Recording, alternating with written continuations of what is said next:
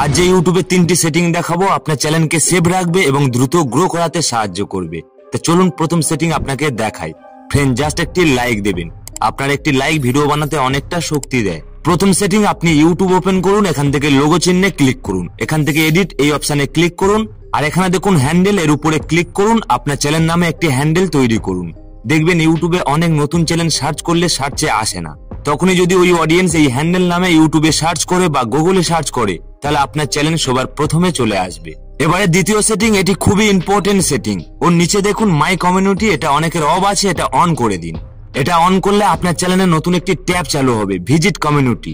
এর মাধ্যমে অডিয়েন্স আপনার চ্যানেলে ফটো পোল ক্রিয়েট করতে পারবে, ফলে আপনার চ্যানেল দ্রুত গ্রো করার সম্ভাবনা বাড়বে।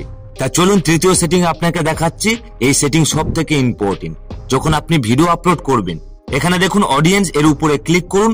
যদি আপনার ভিডিও 18 বছরের উপরে হয়, এখান থেকে নিচেরটা সিলেক্ট করবেন, আর এই তীর চিহ্ন ক্লিক করে দেখবেন 18 ওভার আছে কিনা। আর এটা যদি আপনি সিলেক্ট করেন, তাহলে আপনার মনিটাইজেশনে কোনো প্রবলেম হবে না। আর এটা যদি উল্টো হয়ে যায়, তাহলে আপনার মনিটাইজেশন নাও হতে পারে। অবশ্যই এটা ঠিক করবেন।